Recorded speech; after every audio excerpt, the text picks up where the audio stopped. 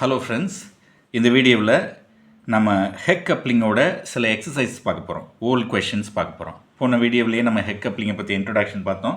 Palladium எப்படிலாம் செயல்படுது, palladium catalyse coupling ரியாக்ஷன்ஸில் palladium எப்படி செயல்படுது, பல்லேடியம் ஜீரோ ஆக்டிவ் ஸ்பீசஸ் எப்படி ஜென்ரேட் ஆகுது, இதை பற்றியெல்லாம் நம்ம பார்த்தோம்.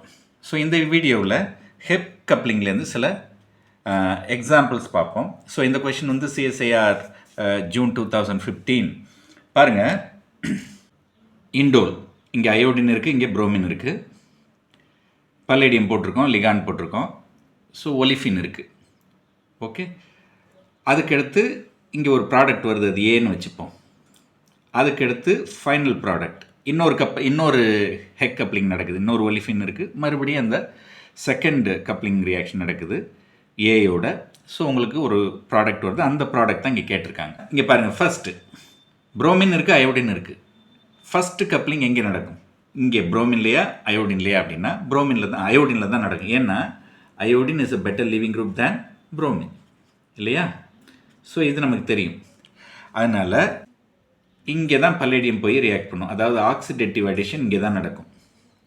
ஓகே, இன்னொரு காரணம், இது இண்டோல்ங்கிறதால இந்த 5 மெம்பர்ட் ரிங், அதாவது பிரோல், இங்கே தான் எலக்ட்ரோஃபிலிக் சப்ஸ்டிடியூஷன் நடக்கும். நம்ம ஹெட்ரோசைக்ளிக் கெமிஸ்ட்ரியில் பார்த்துருக்கோம். ஏன்னா this one is the pyrrole ring is more electron rich. ஆக ரெண்டு காரணம், ஒன்று பெட்டர் லிவிங் குரூப் அயோடின், இன்னொன்று 5 மெம்பர்ட் ரிங். ஓகே, இண்டோலில் 5 membered ring, electron rich 5 membered ring. சரி, அப்போ அங்கே தான் ஃபஸ்ட்டு ஆக்சிடேட்டிவ் அடிஷன் நடக்கும். சரி, நடந்தால் என்ன ப்ராடக்ட்டு நம்ம ஏற்கனவே பார்த்துருக்கோம், இப்படி இல்லையா? இந்த கார்பன் போய் ஒலிஃபினோட இந்த லெஸ் சப்ஸ்டிடியூட்டட் எண்டில் ஜாயின் ஆகும், நமக்கு டிரான்ஸ் ஒலிஃபின் கிடைக்கும்னு நம்ம பார்த்துருக்கோம். ஓகே, ஸோ அப்போ ப்ராடக்ட் என்ன, ஏ என்ன அப்படின்னா, இந்த புரோமின் அப்படியே இருக்குது, அயோடின் இருந்த இடத்துல தான் நமக்கு கப்ளிங் நடக்குது. So it's a trans coupling நான் சொன்னேன். So CO2 Me and NH AC. இங்கே சிஸ்ஸா ட்ரான்ஸாலாம் நம்ம பேச முடியாது, இஇசட் தான் சொல்லுவோம். பட் எனிவே ஜென்ரலாக ட்ரான்ஸ் கப்ளிங் நம்ம சொன்னோம். ஓகே, ஸோ இந்த மாதிரி ஒரு ப்ராடக்ட் ஃபார்ம் ஆகுது. ஓகே, அடுத்த ஸ்டெப் என்ன? திஸ் இஸ் ஏ இல்லையா? This is A. அடுத்த ஸ்டெப் என்ன அப்படின்னா, இதோட நெக்ஸ்ட் ஆல்கீன் ரியாக்ட் ஆகுது. என்ன ஆல்கீன்? இந்த அடி போட்டுங்க. So it's a tertiary alcohol connected with allied. Okay, அப்போ செகண்ட் ஆக்சிடேட்டிவ் அடிஷன் இங்கே நடக்கும், பல்லேடியம் இங்கே ஆட் ஆகும். ஸோ இந்த கார்பன் வந்து இங்கே சேரும் நம்ம பார்த்துருக்கோம். ஸோ இப்போ ப்ராடக்ட் என்ன? ஃபைனல் ப்ராடக்ட் இஸ் இங்கே புரோமின் இருந்த இடத்துல இங்கே இல்லையா, டிரான்ஸ் ஒலிஃபின் ஃபார்ம் ஆகுது. ஸோ OH, இந்த ப்ராடக்ட் தான் ஃபார்ம் ஆகுது. இது எங்கே இருக்குது பாருங்கள்? Yes, option D. ஓகே, இது COOMe சரியாக பிரிண்ட் ஆகாமல் இருக்குது. ஓகே, இந்த எக்ஸாம்பிளில் பாருங்கள், CSIR 2015 தான் டிசம்பரில் கேட்டிருக்காங்க. நம்ம முன்ன சொன்ன மாதிரியே தான் ஆக்சிடேட்டிவ் அடிஷன் நடக்குது. இந்த இடத்துல பல்லேடியம் ஆட் ஆகுது, ஆக்சிடேட்டிவ் அடிஷன் நடக்குது. ஸோ ப்ராடக்ட் வந்து இங்கே வந்து you get a 5 membered ring. Okay, right. So first step A, இன்டர்மீடியேட்டை காட்டுறாங்க, அதாவது கார்போபல்லிடேஷன் காட்டுறாங்க. அடுத்த ஸ்டெப்பு வந்து final product. Okay, beta hydrate elimination நடந்த பின்னாடி வர்ற ஸ்டெப்பை காட்டுறாங்க. ஸோ கார்போபல்லிடேஷனில் என்ன நடக்குது? இந்த கார்பன் ஆட் ஆகுது, இங்கே பல்லேடியம் சேருது இல்லையா? இப்போ இங்கே என்னென்னா, இதை பற்றி நமக்கு பிரச்சனை இல்லை. ஆனால் இஷ்யூ என்னென்னா, இங்கே ஸ்டீரியோ கெமிஸ்ட்ரி கொடுக்குறாங்க. சரியா, எது முன்ன பின்ன அப்படிங்கிறது தான் இஷ்யூ. சரி, அதுக்கு முன்னாடி ஒரு பாயிண்ட் நீங்கள் ஞாபகம் வச்சுக்கணும். இந்த கார்போபல்லிடேஷன் இருக்குது பார்த்தீங்களா, அது வந்து carbopalladation is addition is syn addition. அதாவது இப்படி ஒலிஃபின் இருக்குன்னு வச்சுங்க, நம்ம வந்து இங்கே ஆர் பல்லேடியம் அயோடின், இங்கே ஆர் ப்ரைம்னு வச்சுக்குவோம். இப்போ நமக்கு வந்து என்ன நடக்குது? கார்போபல்லிடேஷன் நடக்குது. இந்த கார்போபல்லிடேஷன் வந்து சின் அடிஷன் நான் சொன்னேன். சின் அடிஷன் ரொம்ப முக்கியமான படி. சின் அடிஷன்னா என்ன அப்படின்னா, இந்த பாருங்கள், பல்லேடியம் அயோடைட், அதே மாதிரி இந்த ஆர் ப்ரைம் ரெண்டும் சின்ல ஆட் ஆகும். Okay, that is syn addition. இங்கே ஆர் இருக்குது, ஆர் ப்ரைம் ஹெச் ஹெச். இப்போ இந்த அடிஷன் இருக்குது பார்த்தீங்களா, எது பல்லேடியத்தில் இந்த ஆர் ப்ரைமும் பல்லேடியமும் சின் அடிஷன், அடிஷனு சின் சைடு ஒரே பக்கமாக ஆட் ஆகுது பாருங்கள், அதான் சின் அடிஷன். இந்த பாயிண்ட் ரொம்ப முக்கியம். அதே மாதிரி எலிமினேஷன் இருக்குது பாருங்கள், எலிமினேஷன் அதாவது பீட்டா ஹைட்ரேட் எலிமினேஷன், அதுவும் சின் அடிஷனாக தான் இருக்கும். Okay, beta hydrate elimination, beta hydrate elimination உதாரணத்துக்கு இந்த மாதிரி போடுறோம். பலேடியம் இப்படி இருக்குது, பலேடியம் ஹைட்ரேட் இப்படி இருக்குது, ஹைட்ரஜன் இப்படி இருக்கணும்.